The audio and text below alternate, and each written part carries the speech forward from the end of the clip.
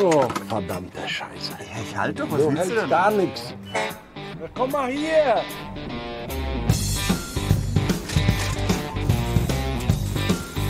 Er ist derjenige, der seit 30 Jahren an Wohnmobil schraubt? Das kotzt mich an.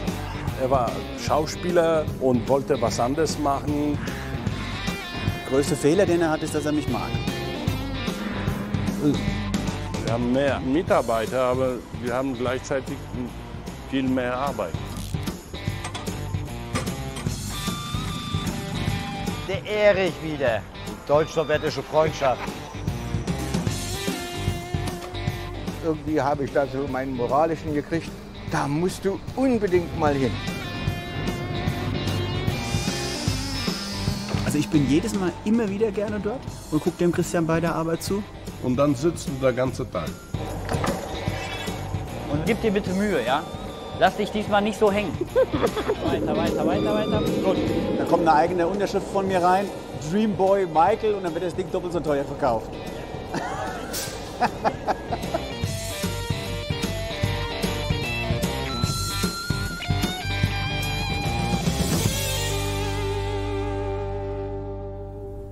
Babenhausen nahe Frankfurt. Der Hof voll mit Campern und damit Arbeit. Leschs Werkstatt, Ziel von Kunden aus ganz Deutschland. Vor allem Besitzer von US-Fahrzeugen wie Wolfgang kommen hierher. Sind Sie die Maria oder die Anna? Ich bin der Wolfgang. Wir haben schon telefoniert.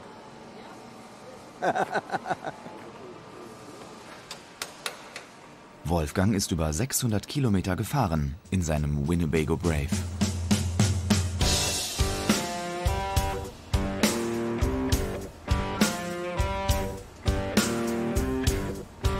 Zwei Monate musste er auf einen Werkstatttermin warten. Ich komme aus dem Osten und zwar östlich von Berlin. Strausberg ist die nächste Stadt und mein Ort ist Wilkendorf. Dort habe ich einen Skulpturenpark, ich bin Bildhauer von Beruf und mache mit diesem Auto auch sozusagen mobile Ateliers in Schulen und mit Kindern und so weiter. Ja. Und deswegen muss es immer fit sein.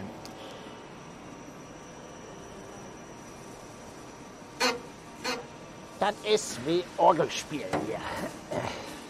Nur kommt kein Ton raus. Erster Auftrag, die Blattfedern müssen raus. Stefan sagt, im Liegen ein Drecksjob. Puh. Puh. Schmeckt scheiße. Also Das sind, alles werden wir wahrscheinlich nicht machen können, oder? ja. Na ja, Micha, der Kundenbetreuer, ist an Kunst sehr interessiert, malte früher selbst. Die Wellenlänge stimmt. irgendwann und an der Bremse sowieso nicht. Also es ist tatsächlich so, es gibt ja so zwar die deutsche Sprache, aber du redest mit einem und er versteht dich nicht, obwohl du dieselben Worte verwendest. Und er versteht sofort, was ich meine. Ja, ja, wir haben uns gleich von Anfang an, irgendwie war der Draht da und dann hat er mir erklärt, was er alles schon gemacht hat und so weiter. Und das zeichnet ja dann, sagen wir mal, auch die Kommunikation aus, wenn das also interessant wird und wenn es dich berührt und wenn es Bereiche trifft, die also du selbst flankierst. Ein neues Gemälde für den Speiseraum. Wilde Bergszene? Micha sammelt, wie er sagt, verkannte Kunst. Der Kaufpreis der Bilder zwischen 100 und 400 Euro.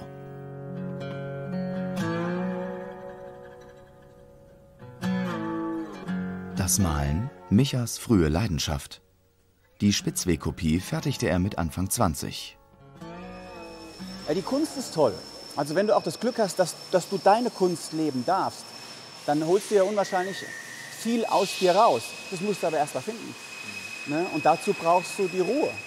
Und wie oft habe ich bei mir vor Bildern gesessen und es ist nichts passiert. Und dann begann ich hatte den einen Affen gemalt in Komplementärfarben und hatte die Augen schon fertig. Und auf einmal guckt der mich an. Und dann fängt er an, er hat mich förmlich provoziert. Also in mir hat ein Gefecht stattgefunden und auf einmal hatte ich den Zugang zum Bild. Die Leidenschaft war die Kunst und der Sport. Das Geld, das sehr leichte Geld hast du damals zu der Zeit als Fotomodell und Schauspieler verdient. Der Zeit. Das ist immer das, ne? Es ist immer eben zu der Zeit. Ja. Und dann musst du abwägen. Genau. Jetzt hast du auf der einen Seite zigtausend Euro, die irgendwo auf dich warten. Aber du warst ja auch darüber hinaus teilweise Wochen und Monate unterwegs. Und du findest eben im Hotel in Moab keine Zeit, um an deiner Kunst weiterzumalen. Das geht nicht. Du brauchst deine Bedingungen, um kreativ zu sein. Und das ist eben so, bei mir ist das eben jetzt auch so, ich habe mir die Bedingungen geschaffen und nun kann ich das machen. Ja? Aber wenn die Bedingungen nicht da sind,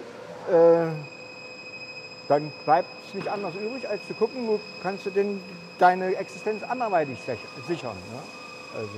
Also ich hätte wahrscheinlich in ein Kloster gemusst, um die Ruhe zu finden. Ja, aber da dann geht hätten sie dich aus anderen Gründen nicht genommen. Naja. Zurück unter den Brave. Stefan und Thorsten kämpfen mit verrosteten Schrauben an Fahrwerk und Blattfedern.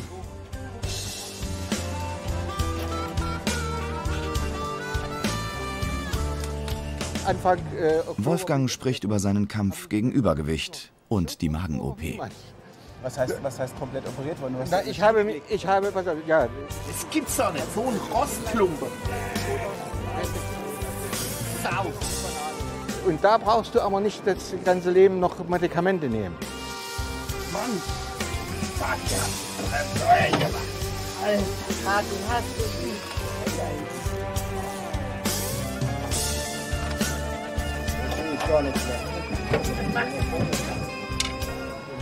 Ich bin ein Genießer und dazu stehe ich auch. Und deswegen, ich habe mir so eine Grenze gesetzt, 100 Kilo nicht überschreiten. Das heißt, Und das habe ich, ja, ich bin 98, habe ich. habe ich auch fast. Ja, Muskeln. ja du bist noch ein bisschen größer als ich. Stefan, der Kraftsportler, hat 120 Kilo und braucht mittlerweile die Flex.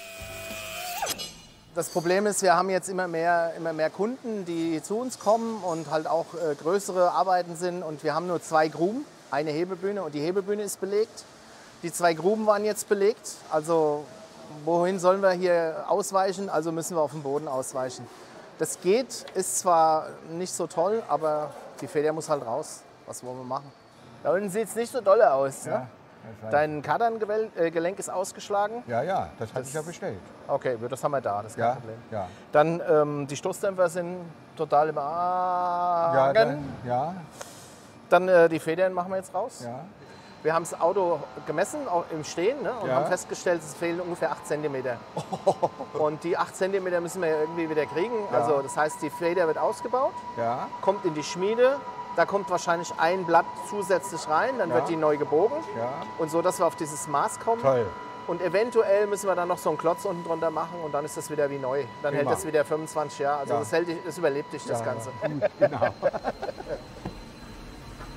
Seine Traumreise von Wilkendorf zum Baikalsee hat der Brave auch überlebt.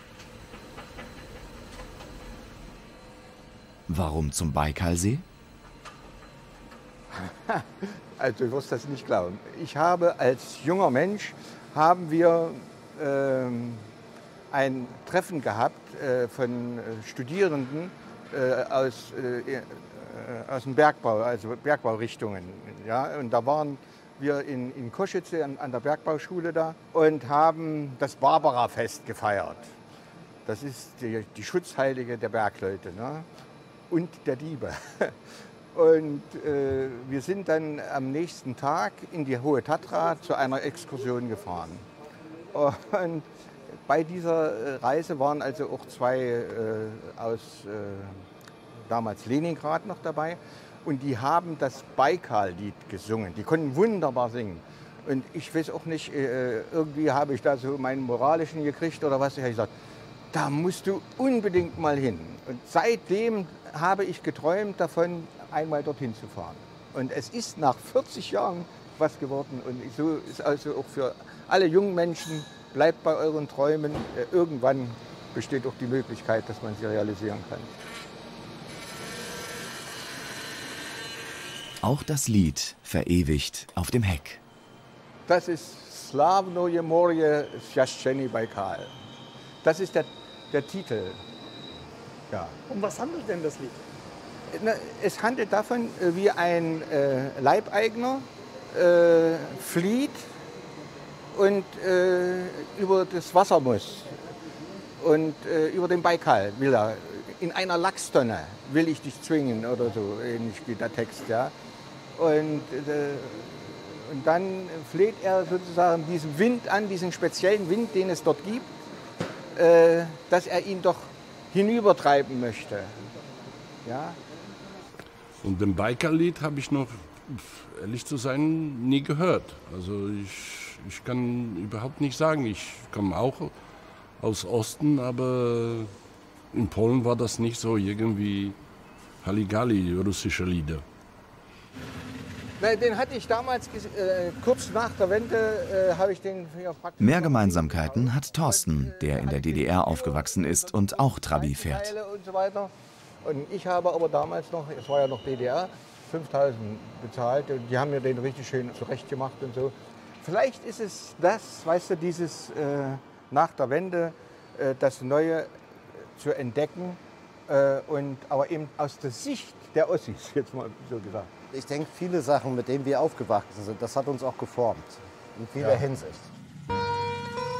Thorsten fährt eine NZ, nennt sie Rote Zora, sammelt und restauriert DDR-Fahrzeuge, wie Inge, den Kübeltrabi.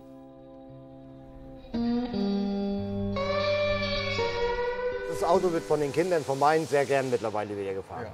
Zum Anfang verpönt Trabant und mittlerweile sind sie reingewachsen, 18, 20, 21 und älter.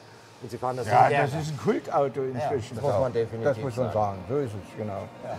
Und ich habe aber damals noch zur DDR-Zeit, also das war ja noch DDR, 5.000 bezahlt und die haben mir den richtig schön zurechtgemacht und so. Schluss mit der Ostalgie. Stefan zurück im Radkasten, bei Thorsten und den Blattfedern. Die Jungs, die werden ja voraussichtlich heute noch die Blattfedern raus haben. Und übermorgen fahre ich los. Bin ich den ganzen Tag unterwegs, das heißt am Donnerstag kommen die wieder rein.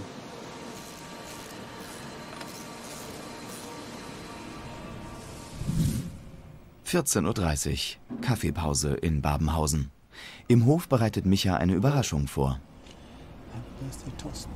Geil. Tanja, eine Freundin von Micha, bringt die Geburtstagstorte für Thorsten. Micha entwirft das Dekormotiv. Immer individuell. Pass mal auf, ich gehe rein und du kommst dann später hinzu, ja? Okay. Alles klar.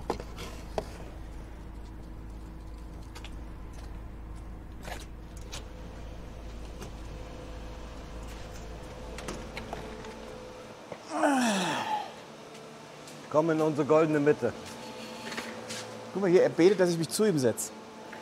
Dein Wunsch sei Der macht mir Befehl. Er macht gerade um. Jetzt betet er, dass er wieder verschwindet. Happy birthday to you, my happy birthday to you. Happy birthday, lieber Thorsten, happy birthday to you. Dankeschön. Ja, stundenlang und wochenlang hier. Dankeschön. Oh, ein Trabi, guck mal, wie schön. Und Thorsten haben sie auch schön geschrieben. Guck mal, der Erich wieder. Die deutsch-sowjetische Freundschaft. Sehr schön. Oh, werden wir wieder alle satt. Planwirtschaft, die muss erfüllt werden. Alles andere funktioniert nicht. Ja, das war ja unser Staatssekretär Erich Honecker. Und der russische, welcher war das? Breschnew, oder? Breschnew. Die beiden haben sich damals beim Staatsbesuch, ich glaube in Deutschland war das, einen Bruderkuss gegeben, die beiden. Ich will das gar nicht weiter ausführen, was die beiden Bengels da betrieben haben. Das historische Motiv will Thorsten festhalten, bevor es zerschnitten wird. Cuttermesser, komm. Mach nicht lange rum. Na, ich nicht, ich kann das nicht. Anschneiden, ist deine Torte. Vielleicht kannst du, mach doch einfach auf, den Karton, dafür ist er doch da. Er kann's nicht. Mit den Finger. Magst du? Wolfgang sagt Nein zu Kalorienbomben. Und die haben sogar gut getroffen. Erdbeer habt ihr genau richtig getroffen. Ich liebe Erdbeeren. Stefan. Eigentlich müsstest du den Brezhnev kriegen. Oh, da bin ich Honecker und muss küssen. Ja. So, das ist das kleine Stück für dich, oder? Zweiter Versuch, es bleibt beim Nein. Genau hin. Aber die ist echt gut, gell? Ja.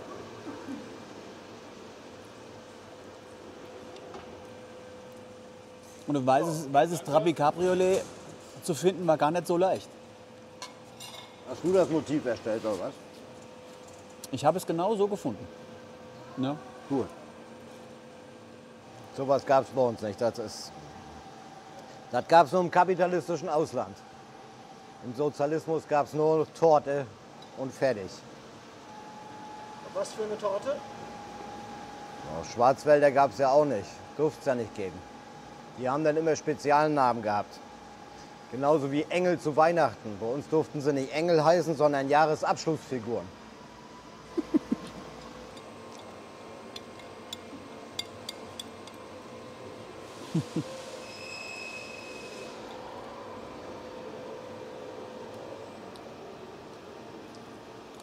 Erdbeer. Super. Guck mal, da haben wir morgen auch noch. Ja. Das heißt, was da steht, ist eigentlich Lech und Viti noch, ne? Ja. Lech wird nichts essen. Willst du keine Torte, Lech?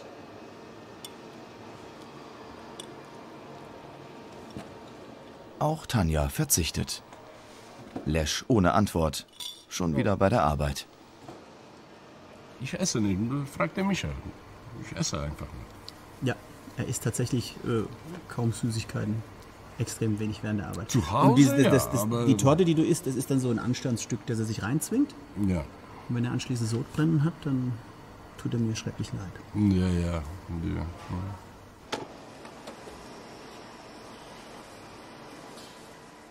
Eine gute Stunde nach der Kaffeepause. Die alten Blattfedern sind endlich raus.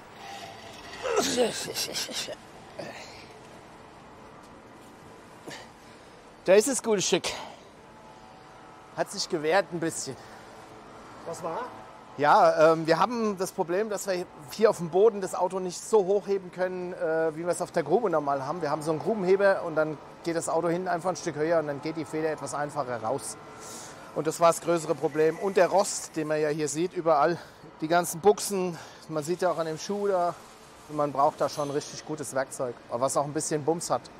Weil sonst hast du keine Chance, die Schrauben zu lösen. Mit Muskelkraft fast nicht zu schaffen.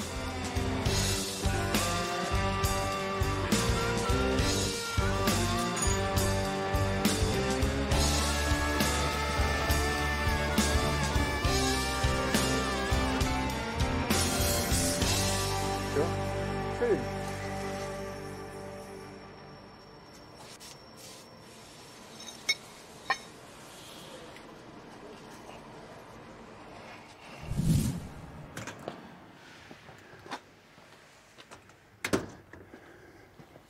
5 Uhr am nächsten Morgen.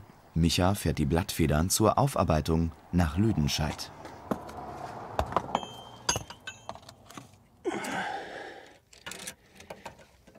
Das geht's nicht.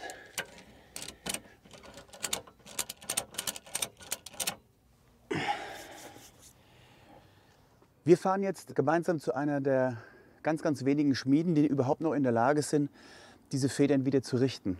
Also hier wird man gleich sehen, wie richtig, richtig gute, tolle Arbeit, Handwerkskunst in die Blattfedern fließt, um die zu reaktivieren.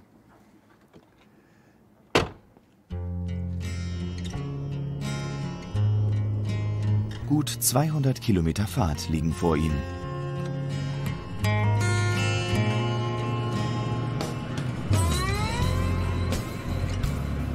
Die Sache ist natürlich auch die, wenn ich unterwegs bin,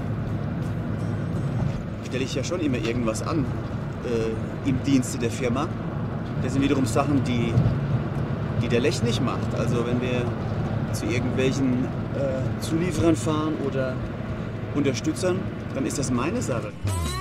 Micha, der Kundenbetreuer. Lesch nennt ihn oft Babbler. Während der Fahrt ist er ungewöhnlich ruhig. Ich bin nicht ruhelos und rastlos, sondern ich tue halt immer was. Aber nicht ruhelos, also in dem, was ich tue, habe ich auch schon meine Ruhe. Ich möchte nur was tun. Ich meine, ich würde schon ganz gern mal wieder ins Ausland. Südamerika.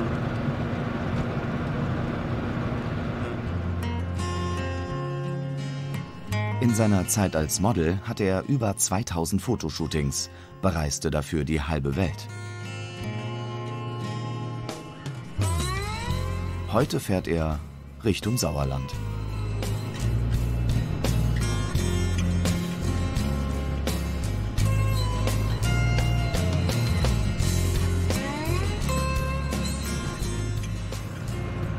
Ja, ich hatte schon immer den Freiheitstrieb und habe auch gern andere Menschen kennengelernt, andere Städte, andere Länder.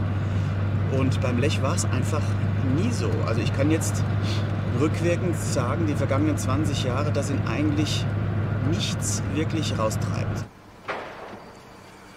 Nein, das ist für mich einfach Zeitverschwendung. Für was soll ich da hinfahren und mich das einschauen? Für was? Wieso? Ich weiß. Den Lech kennt niemand in Babenhausen. Der geht... Sparkasse. Sparkasse. Der geht nicht vor die Tür. Ja, super. Das ist... Ja. Was noch? Tankstelle? Sparkasse? Ach Michael, ich schaffe vom 6 Uhr stehe ich auf, ist dunkel draußen. Soll ich noch jetzt durch die Stadt laufen, irgendwie Leute anpalen oder was? Ich komme hier, ist um die 18:30 fahre ich nach Hause, bin ich zu Hause um 7. Ja, aber wir haben ja hier auch geschäftliche Beziehungen und keiner Arsch kennt dich. Doch. Ja, die kommen. Was macht dein Buch? Oh, gut. Kurz nach 9 ist Micha in Lüdenscheid angekommen. Christian, den Schmied, kennt er seit über 7 Jahren. Sie haben auch Privatkontakt. Und das muss wohl richtig cool gewesen sein. Er hat Nachtwanderungen und hier und da. Wie lange war der unterwegs? Die waren bis hin bestimmt eine Stunde. Weil jetzt so viel hier. Nein, ich meine die Klassenfahrt. Das waren ja wahrscheinlich Nee, das war nur ein Tag. Das war halt nur eine Übernachtung. Ja. Haben dann da Nachtwanderungen gemacht und guten Morgen. Ich sag, was ist los? Sagt er, wir sind erst um 1 Uhr ins Bett gegangen. Ja, klar. Die Schmiede, wie von Micha versprochen, eine Zeitreise in die Vergangenheit. Guck dir die Maschinen an, die sind ja... Wie alt sind die Maschinen, Christian, die älteste? Also unser Spindelhammer, wo wir gleich zukommen, der ist jetzt 70 Jahre alt. Ja? Da hinten die Maschine zum Beispiel, die ist 45 Jahre alt und die ist um die 50 Jahre alt. Erster Arbeitsschritt: Christian demontiert die Blattfeder.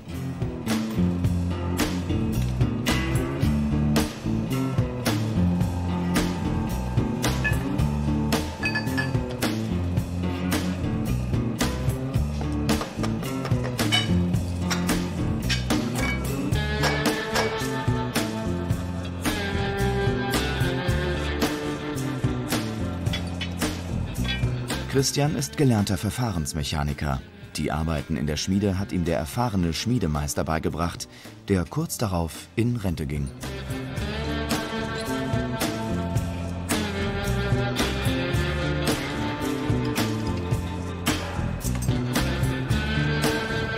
Ja, 25 Jahre Rost.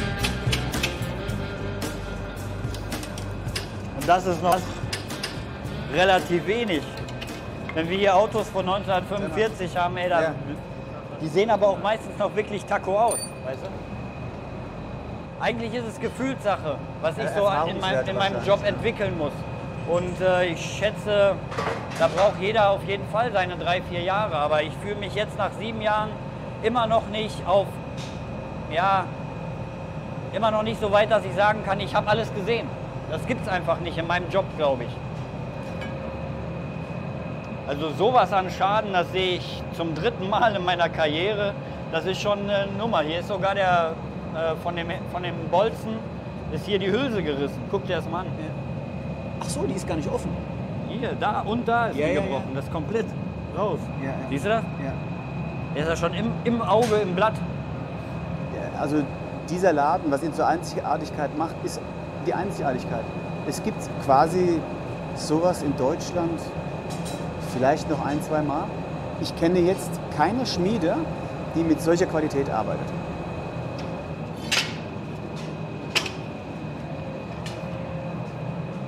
Nehme ich sie mit? Was?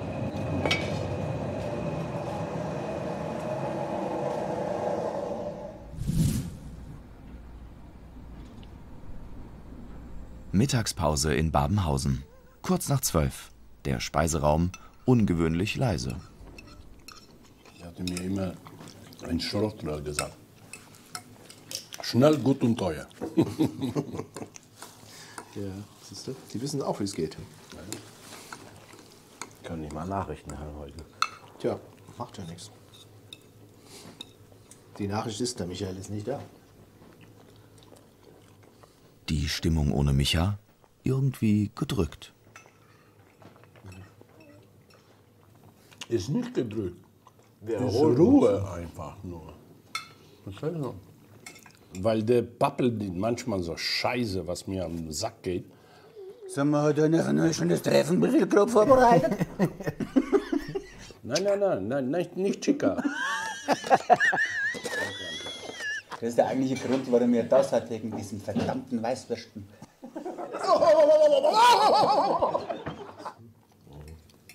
Keine Kohlenhydrate. Was muss man haben, um in der Truppe mitarbeiten zu können? Einen an der Klatsche. So ein bisschen verrückt muss man sein, sonst funktioniert das nicht. Und wir sind eigentlich schon so ein sehr schön gewürfelter Haufen. Er ist die Vernunft. Ich bin der Vernunft, ja. Okay. Nein, aber ich denke, die Konstellation ist auch so, dass man arbeiten kann. Also will ja jeder seinen Job machen und so kann man auch arbeiten, denke ich. Also so sehe ich die Situation hier. Ja. Aber ich glaube nicht, dass wir bisher Streit bekommen haben oder irgendwann mal Streit bekommen werden. Weil wir reden miteinander und wenn es halt mal dumm ist, dann geht man sich 5 Minuten aus dem Weg und danach ist wieder gut. Das, was gesagt ist, ist gesagt und gut ist. Ja. Damit alle wunschlos glücklich? Also ein bisschen größere Halle wäre schon optimal, weil wir gehen uns mit den großen Autos schon manchmal auf die Füße. Ja, aber mit den Autos ist ja nicht... Es ist ja meistens so, dann hast du viel dran zu tun und dann nimmt dir so ein Kahn den Platz weg. Das liegt ja nicht an uns. Das ist ja dieser Auftrag, der dann ist, so wie jetzt der Aber Big John, sag ich mal. wenn du was ausbaust, wie Federn, kannst du das Fahrzeug nicht mehr aus der Halle rausbringen. Ja, deswegen eine größere Halle wäre für uns optimal. Im Sommer ist das kein Problem. Können wir draußen viel schrauben und so. Und auch mache ich das gerne, draußen schrauben. Gibt es Tage, wo du dir wünschst, dass das Ganze wieder ein Tuck kleiner wäre? Ja. Ja. Ja, warum? Ja, aber manchmal kommt so viel Input vom Außen noch. Weil ich habe jahrelang alleine gearbeitet und ich brauche so Ruhe ohne Telefon. Also, wie kann ich das sagen? Einfach ein Auto um die Ecke, ganz alleine bei dem Fahrzeug zu schaffen. Und das ist meine Ruhe. Keine Telefonate, nichts. Weißt du? Und das vermisse ich. Ja. Und jetzt kracht ständig Telefon. Jetzt der ballert. Ja, und du stehst da, da fällt das, dann wieder bestellen, hier und das. Du bist den ganzen Tag nur am Rumlaufen. In der Schmiede bei Micha. Christian zeichnet die Grundform der Blattfeder auf, damit später die Höhe stimmt. Was hast du jetzt, 60?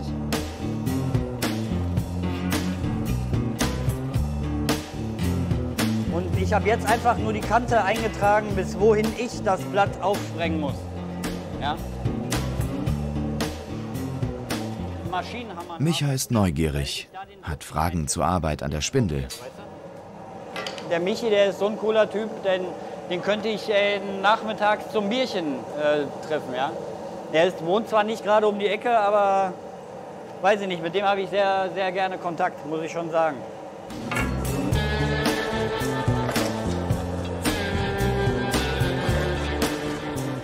Die alten Blattfedern werden an der Spindel aufgesprengt, sprich gebogen und so wieder auf Originalhöhe gebracht.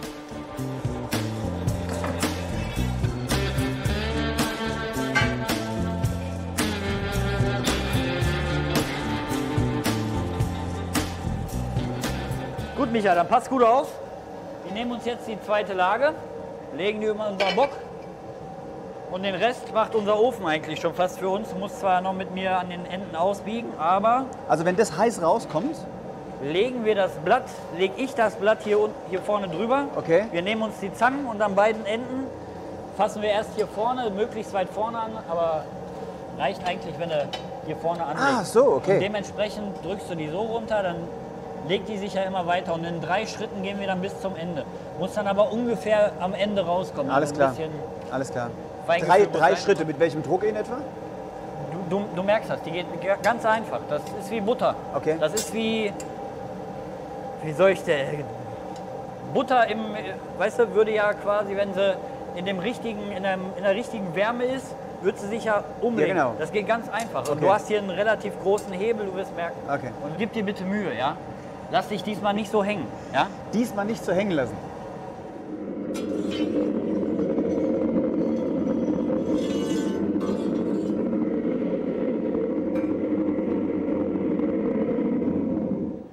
Die Arbeit sieht ein bisschen aus wie in einer Pizzeria. Eher Bäcker, würde ich sagen. Also ich vergleiche es immer mit einem Brotbacken. Ist ehrlich so. Also das ist wie ein Teig ausbacken, ja. Doch. Würde ich auch genauso beschreiben, ehrlich gesagt. Nur mit viel mehr Temperatur. Viel mehr. Ja. Also wir haben erst eine orangene Farbe, die sich bis ins Gelbe so langsam zieht. Der beste Ton ist so ein Gold. Ein Gold wollen wir erreichen. Das haben wir. Oh, Michael, wir müssen.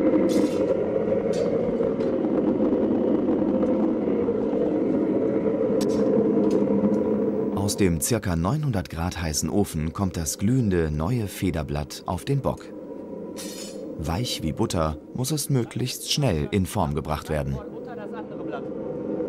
Genau. Okay? Ja. Und ich würde die Zange andersrum nehmen, dafür der Pin. Okay, Moment. Drück mal, drück. Weiter. Gut. Jetzt weiter und tiefer. Okay. Weiter. Gut. Und zum Ende. Ja, okay. Weiter. Michas erste Schmiedearbeit. Die neue Blattfeder ist angepasst und kommt zum Härten in das Ölbad.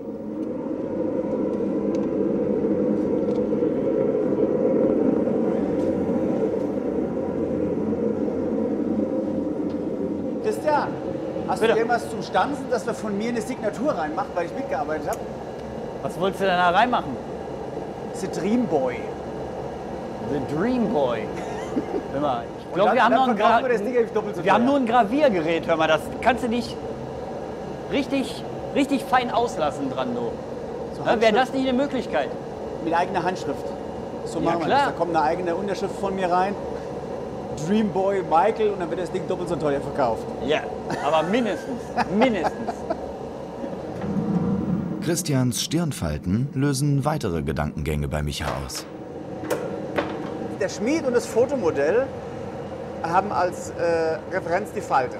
Es hat immer geheißen, je mehr Falten du ins Gesicht legen kannst als Modell, umso öfter bist du gebucht. Darum war ich sehr oft gebucht. Und bei dir ist es so, bei dir muss entstehen arbeiten. die Falten. Du arbeitest anders. Ich habe es vom Spiegel trainiert Ich und du am arbeite für Hochofen. meine Falten.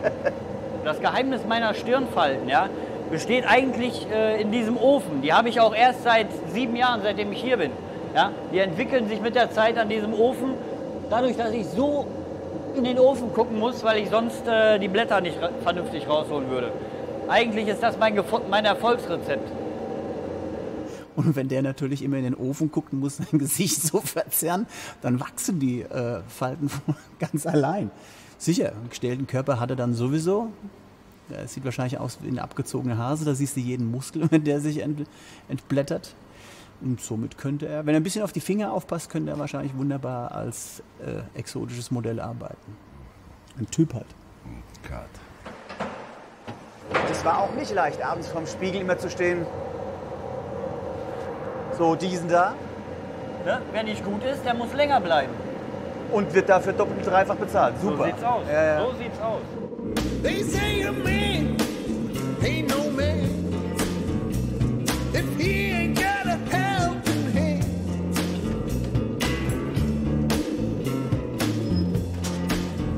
Ein bisschen schneller muss er jetzt nicht so unbedingt die Burner werden.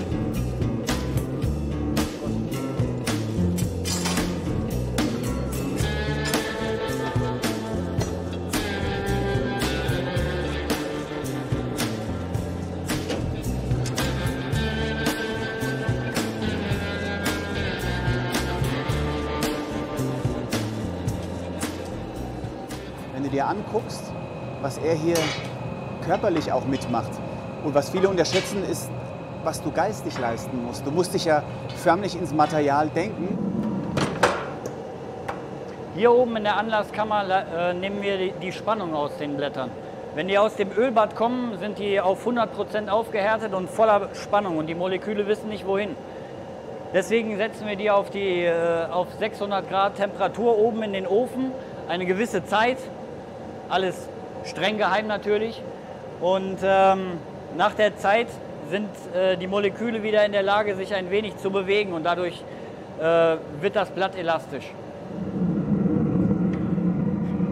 Na?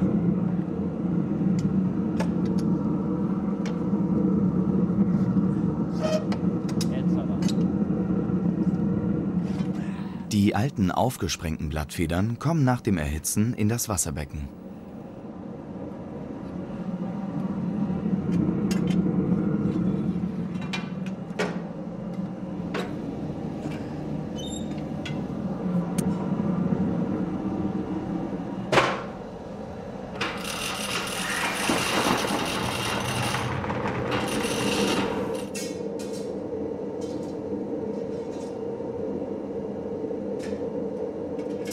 Also ich bin jedes Mal immer wieder gerne dort und gucke dem Christian bei der Arbeit zu. Und dann gehe ich schön frühstücken. Ja, siehst du? Und dann sitzt du den ganzen Tag. Ja, Und muss was ich soll- ja. Ja, und was soll ich da jetzt? Du hättest doch nur einmal mitfahren sollen. Ja, und dann sitze ich da. Für Aber was? nur einmal. Und für was? Wir hätten es auch ich so den- machen können, ich setze dich in Wenn Lüdenscheid der- am wenn Bahnhof der ab und Betrieb- hole dich dann anschließend in Frankfurt wieder ab. Wenn der Betrieb hier wäre, um die Ecke, gehe ich hier gerne, schaue ich mir das an. Aber ich fahre nicht 200 Kilometer, irgendwas zu gucken. Normalerweise tatsächlich verkrümel ich mich so ein bisschen zum Frühstücken und lasse ihn so in seiner Ruhe. Und anschließend bin ich da, bekomme die Federn und fahre zufrieden wieder nach Hause. Heute habe ich echt was gelernt. Also Heute musstest du mal mitmachen. heute musste ich leider mitmachen. Eigentlich ist es so, wenn ich hierher komme, denke ich, jo, bisschen Autobahn, bisschen Frühstücken. Und dann ein Aber bisschen- heute wurde ich komplett ausgereizt.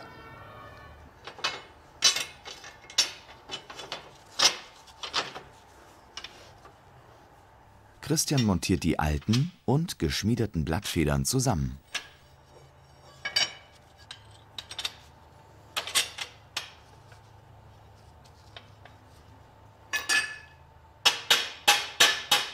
Mit den neuen Blattfedern hängt das Wohnmobil am Heck nicht mehr durch und fährt sich besser.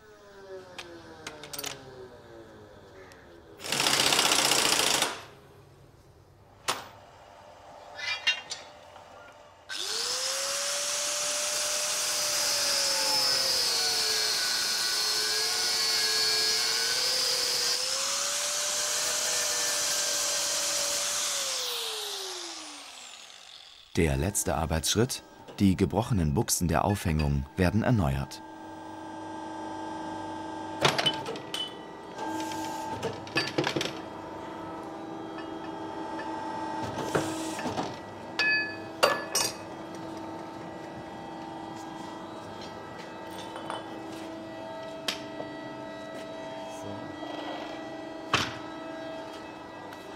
Ja, also jetzt, da ich die Federn so da liegen sehe, bin ich am Überlegen, ob das vielleicht doch etwas zu hoch gerichtet ist und wir die flacher bräuchten.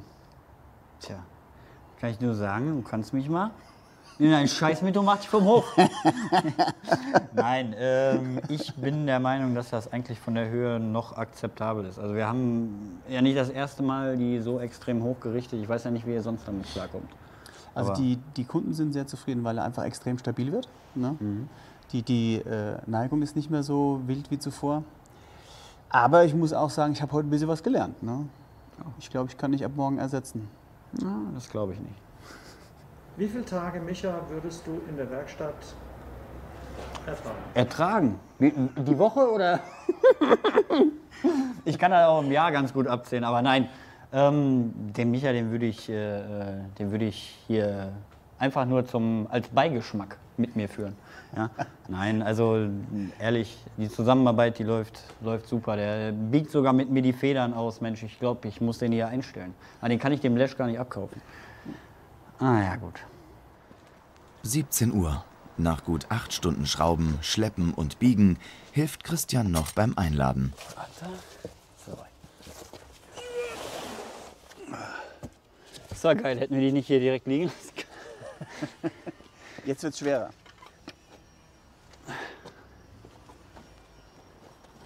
Das ist vielleicht gescheiter, wenn man es so macht. Ne?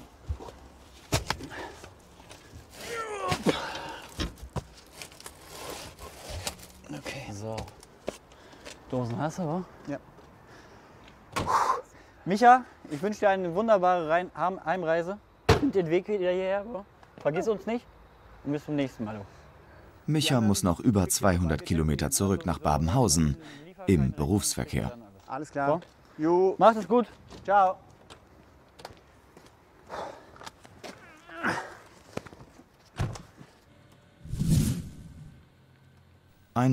Uhr. Micha ist zurück im Büro. Dann versuch das doch. Er arbeitet für Lesch nur Teilzeit, auf eigenen Wunsch. Ich spreche auch mit dem Dick. Nach den rastlosen Jahren als Model will er mehr Zeit für sich. Wenn es für die Firma wichtig ist, schaut er aber nicht auf die Uhr.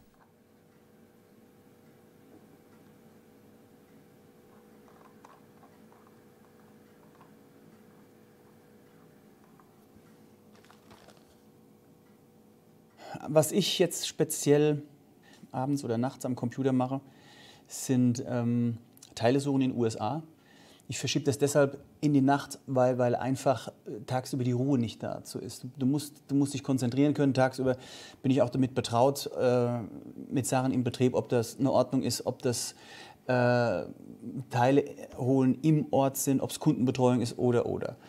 Ruhe für die Ersatzteilbeschaffung habe ich nachts, für die Kommunikation mit USA aufgrund der Zeitverschiebung habe ich nachts. Das zwingt mich manchmal dahin, dass irgendwelche Termine eben auch dahin verschoben werden von amerikanischer Seite. Und abends habe ich dann meinen Geist für mich und für die Sache.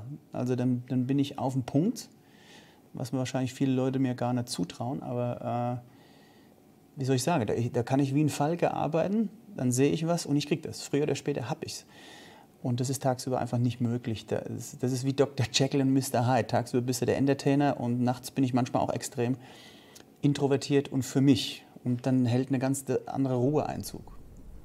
Die Ruhe vor dem nächsten Einsatz als Kundenbetreuer und Entertainer.